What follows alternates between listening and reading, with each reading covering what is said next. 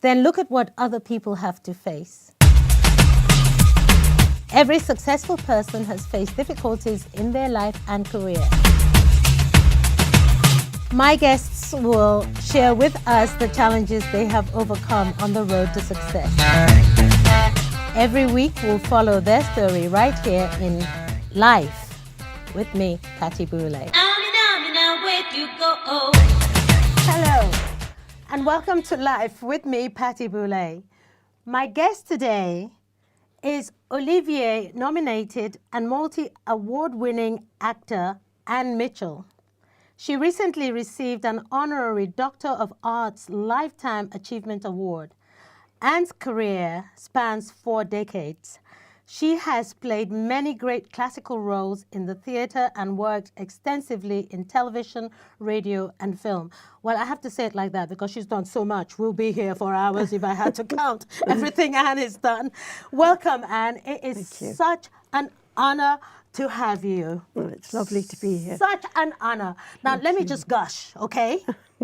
Widows in the 80s. Oh, yes, I like this. You were voted, the female to make the greatest impact on television. For that role, yeah.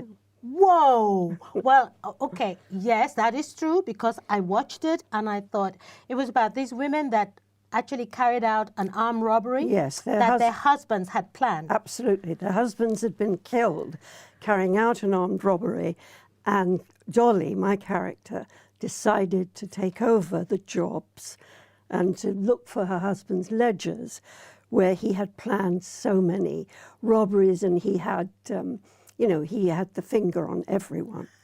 So that's what she did. And your character took up that finger. I mean, she was a strong woman. I always thought she's like my mother. When I watched Dolly, I thought, yeah, I can see my mother carrying out. I don't think she'd do a train robbery, but she can control. Absolutely. I think a lot of men responded to Dolly for that reason, for her strength. It was very surprising because I was the oldest member of the cast. There were 4 of us, and they were all beautiful young women. And I was 40, I think, 42. And I never expected to have the response to my character, but they did respond to her, and I think it was the strength. It doesn't surprise me because, funny enough, I was writing a book called, well, I won't give the title because somebody else will do it. Yes, be careful. But, exactly, it's for single. I wanted to talk to single women and about relationship, about understanding the workings of a man. Right. Okay? Because men love strong women, but they hate strong women. Because if you think about it, the woman who gave birth to them is strong. Yes. Okay? But today's woman actually makes mistake between being sensual and being sexy. Our mothers were sensual women, strong. Yeah. Dolly was very sensual. Yes. Okay? Yes. She wasn't like your flaunt, no, exactly. Absolutely. But my goodness, absolutely. What strength and power. And women, if you men out there will forgive me, but we're not the weaker sex. We know who the weaker sex are, okay? But, women are stronger than they think. Yes. And stronger than they know. Yes. And stronger Dolly, than they're allowed to be. That's the other thing. Well, you see, the thing is, I never think of allowed to be. I am. Therefore, I am. But that's I don't you. need anybody. But that's you. That's what I'm trying to teach women. Yes, of course. You don't need anyone. Of course. But there are enormous pressures on women to behave and to be seen to be and to be in the image of a much more yielding woman than you. Much more passive. There are enormous pressures. No, that on is women. true. Yeah. Because somebody in the boarding school, went to boarding school here, was speaking about having to be polite, demure, not saying a word. Absolutely. And I thought, yeah, they told us that, but my mother twisted it round and said, of course you should be polite. Of course you should be. She said, but nobody's stronger than you and nobody's weaker than you. Yes. Absolutely. She added that at the end of it. Of course. And so Dolly, that's what Dolly brought out to me. For the first time, I saw, forgive me for saying it, but a strong white woman. Yes. But since then, I have learned that when people were growing up in the West, well, in England mostly, they were told to be, you know, Absolutely, to conform. to conform. To conform. Yeah, they were always, you know, the woman behind the man in the background. Well, my father always said, I may be the head of this family, but your mother is the neck. Yes, of course. That's And without the neck, the head does not stand.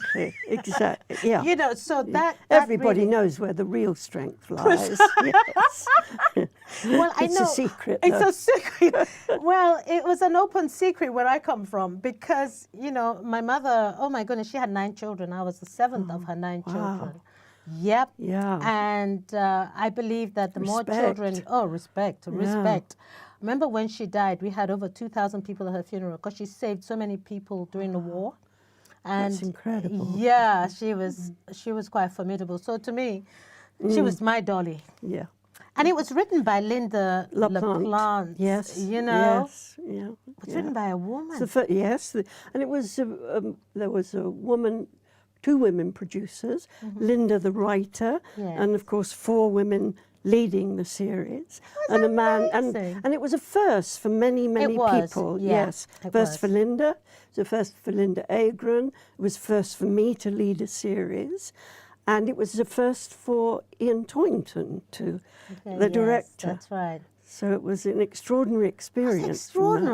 extraordinary. And then they did a spin-off, which was not a spin-off, a sequel. Yes, Widows 2. Widows 2, yeah, which was She's Out. Now, that was the love last one. That was the last one. I last love that one. title. Yeah. She's out. Yeah.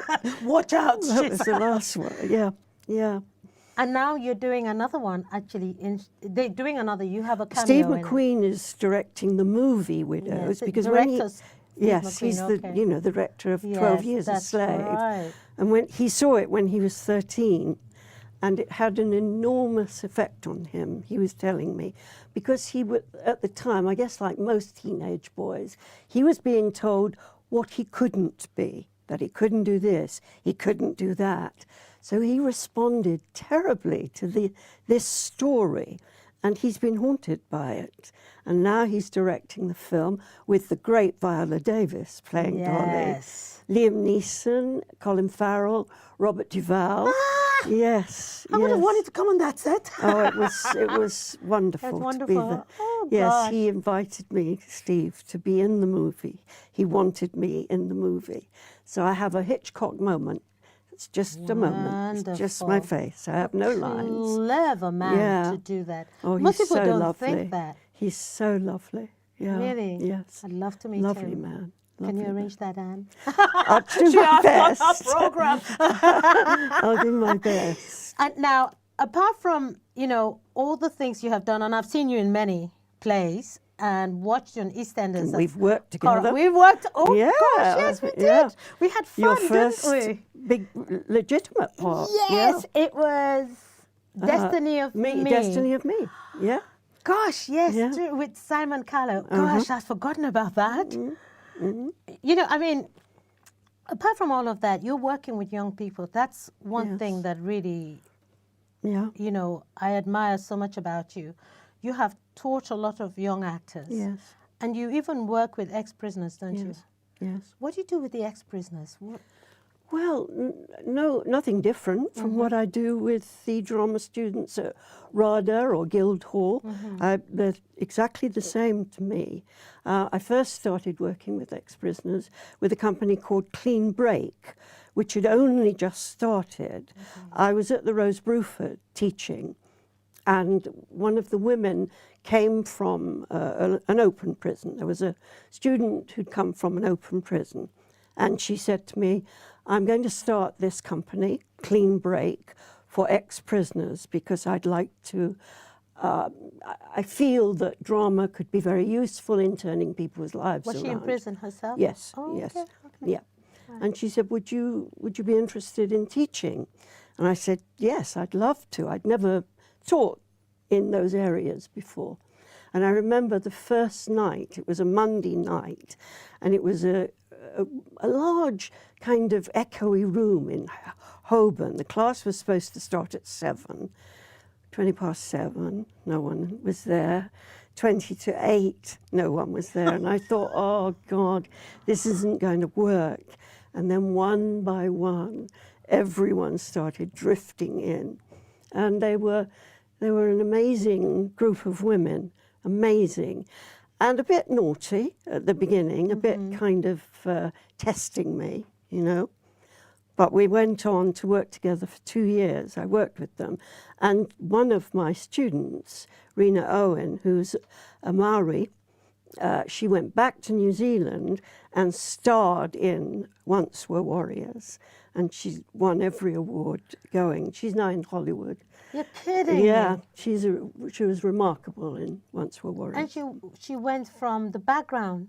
She had to, oh, well done, Anne. Yep. So, she was, you know, when they come to you, what is it that in drama that helps them? What is it that transforms them? I think what helps is that you're in a group situation and you're being treated with respect. And you're being treated with dignity. And you're being treated the same as anybody else, any other drama student. I think also it's about the ability through drama to express your inner life. Yes. And that's often very painful, of course. Yes. And a way of connecting with others. I mean, drama's a tremendous, I think it should be on the NHS for everyone. I think a drama school training should be on the NHS, whether you want to act, agree. I don't care whether you're an electrician agree. or anything, because Yeah. it teaches you to work within a group, it gives you confidence, and it teaches you, it shines a light on what it is to be human. And when you understand something about your own humanity, then you can understand others. And and I'm still friends with that group. Still, it's a lovely. They've been lovely women in my life. They're many women. I have to repeat that again. Drama should be in NHS. I think so. I'd love to see it. Drama, quite honestly, should Yeah. be in every aspect of life, because I noticed that in schools, creativity is being Eroded.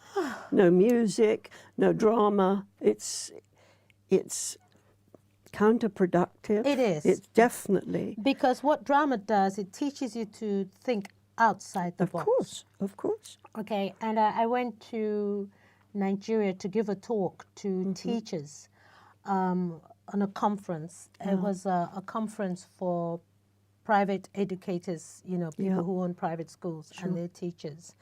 And it was about creativity. Yeah. Because I said I'll talk about creativity. So I had to make it humorous for them to understand. Sure. And I told them, and I said, okay, what do you think about when you think of creativity? Yeah. The arts. So they go drama, acting, singing, Sure. drawing, Absolutely. music. Yeah. So I writing, said, okay. Writing. Writing. So I said, okay, let's take those 4. I said, you already do that? And they all went. I said, yes. I said, okay, let's take music. Whatever class you're teaching, when the students are talking, what do you do? Quiet, please. I said, that's music right now. That's big. Okay. And then, you know, and then I made them laugh. I said, drama. I said, I saw all of you walking in all. Yeah. I said, there you are, drama queens walking into the room, giving it some, and they all laughed. I said, I saw all of you coming in, please. I was watching. And then, of course, there is the singing. And, I made them laugh because I had to give a demonstration of what my teacher was like at school. I had a French teacher who was quite funny. He was very entertaining, made me love the French language. And he did it in Pidgin English. Well, I don't know if you can call it Pidgin English, kind of Yoruba Pidgin English. Yes. Okay? And he would sing song like, Avez-vous gari bilo? It was so funny, you know, and he was such a wonderful teacher because he would say things like a child wrote something. Obviously, we're all writing French and we don't understand what we're writing. And he says, now, Yvonne, if your brother marry your sister, then you must have a very queer family. He spoke like this. And I said to them, you know, it's really entertaining to bring the arts in because it makes people think outside the box, okay? I said, you're entertaining your students every day. You're using the arts. You just don't know it. So why don't you just incorporate it in everything you do? Of course. Make science interesting. Yes, exactly. You know, make maths interesting with the arts. Yes. Make all sorts of, and this is what you're doing with the prisoners. Yeah, it was a very creative time, very creative for me. For you? Yes, very creative. Because they say the best way to learn is to teach. Of course, yeah. And Now, also, I believe that everybody. You once. I remember you once saying that everyone has God. Yes, inside them. Inside them. I'm not religious, so for me, it's everyone is creative. Every single human being is creative. Yes. It doesn't matter whether it's music or acting or arts. It can be anything. It can be anything. Just setting a table beautifully is an act of creativity. Actually putting one foot in front of the other. Yes, I think that's survival. That's survival. Well, because I tell you what, that's interesting for me, because growing up during the Biafra War, this is where I think, I know you're not religious. I have faith. Yes. Because I have seen the worst of the human race. Yes. I have seen our dark side at its worst. But in that darkness, there's the beautiful light that makes us irresistible. So I imagine if there's a God, that's why we haven't been wiped out yet. It's that beauty, seriously. And I have seen that beauty, even as a child. Yes. Because you see total madness. I mean, our destructive nature. We are so destructive. We're absolutely literally evil. But then, but we have this side which is absolutely magnificent. And that's the bit that I look for. And that's the bit I call God. Yes. It's the magnificent bit. All artists, you know, and by that I mean, in a way, any human being can see beauty in destruction and decay. That's right. what artists do. I saw that as a child. Yes, of course, exactly. Because decay is exactly. Yes, yes, yes. It's exactly what it was. Yeah. You know, I think one of the worst things was seeing. We arrived at this village because we were trying to avoid the soldiers who were kind of invading. You know, so we went through the forest, and there had been an attack in this village, and this poor woman was lying there, and her baby was lying next to her. It was her stomach, shrapnel had cut her stomach. She was pregnant, obviously, and the baby was lying there. She's dead, the baby's dead, and it was one of those strange things that you see. But you see, in a child's mind, which is the incredible thing about being a child, is that you look at that and you think, that's incredible. After you've got over the horror, you think, how did that baby, that's, you know, I mean, when you think of creation, absolutely, that's creativity. Absolutely. How that baby was in there. And the umbilical cord was still linked between the mother and the baby. Such a sorry sight. And do you think that curiosity, because what you're talking about there is curiosity, do you think that that curiosity is a kind of saving, a savior in such difficult and painful, I mean, absolutely on the edge You are so circumstances? right. You are so right, because this is why I have very strong faith. It's my curiosity. Yes. Because like when my mother died, I had to deal with that. And when my father died, when you know, everything around me, I have to deal with it in a, your curiosity, like you said, leads you to create a way around that difficulty. Yes. That's what to survive. In order to survive, I've had to create a way around that difficulty. I've never had a drama lesson with you, and I would love to have a drama lesson with you. She says she takes I'd like seriously because you know I watched someone like you acting, and who's the other person who I saw and I thought that's it, I'm giving up acting. Benedict Cumberbatch. Oh, I love him. He is. You see, you and Benedict Cumberbatch. I look at the two of you acting, and I go, okay, I think I'll just stick to my singing. Never. You act all the time when you're singing. I've seen you do it. No, Of course you do. But it's not the same because you guys can transform yourself into, you kind of go into another dimension. Yes, that's what I've that could be- noticed. yeah. I'm not good at Yes. going to another dimension.